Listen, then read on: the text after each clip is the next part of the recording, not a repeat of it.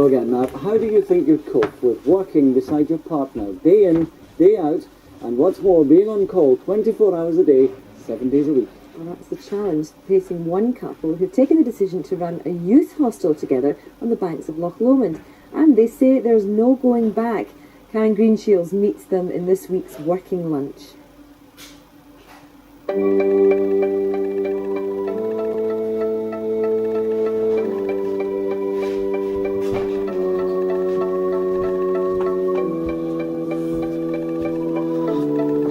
Not many of us can boast a workplace like this.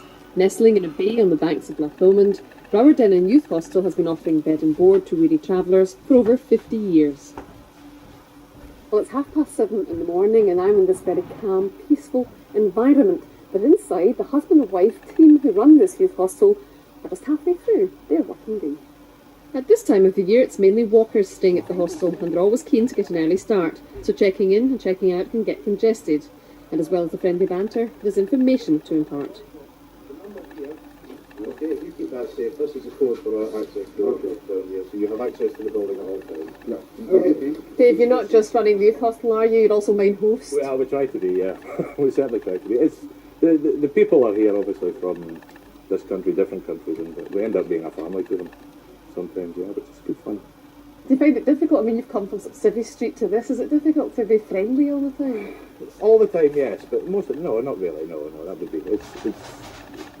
The people are interested in the area, they're interested in the walks, so that makes our job an awful lot easier.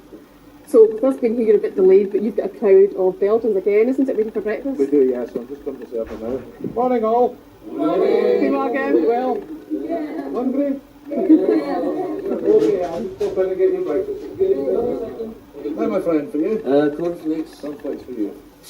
And one sandwich because the whiskey yesterday was very good. Very good. Yeah. Would it be easier to let them serve themselves? It would sometimes, but unfortunately our budget is very strict. We obviously have serious guidelines to keep within for food, so that then what we charge them is minimal. Right. And we get around that by serving ourselves. So one would take 2 3 Oh, I see. Oh, so you're limiting them, the slices that they get? Yes. And then there's no fighting. Nobody fights over cheese or ham. What about porridge? Don't you think your foreign guests would like some porridge from time to time? I do occasionally make porridge, yes. It's, porridge is very popular. No ham, please. No ham for you? You also could get an extra slice of cheese, can't you, Dave? Forget the budget there. See my profits. A former fisherman, Dave became a warden after a bad accident on his boat. He met Wilma on a youth hostel training course, and luckily, they're both morning people. Did you work in the oil? It's from the minute we get up, from the second we get up. In fact, before we get up, the bell goes and gets us up. They're not serious. They just want to know the weather. They want to know what the weather's going to be like. They just want to know that. So we are tourist information as well in the mornings.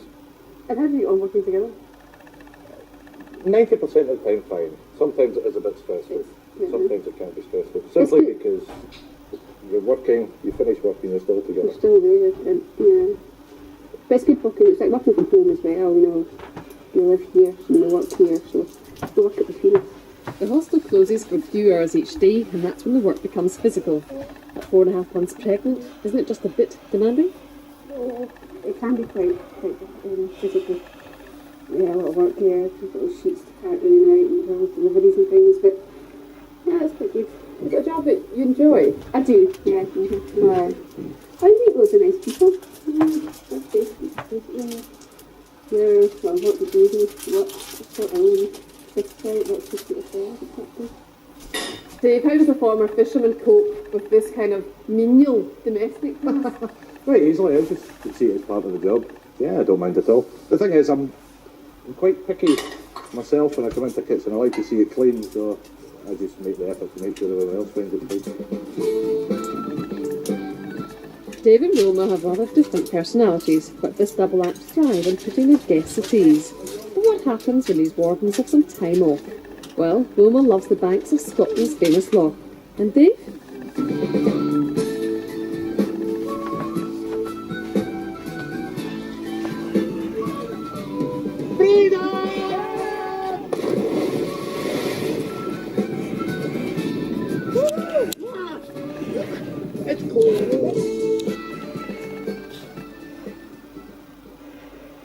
bravery beyond the call of duty, and that was just spending time with Karen Greenfield.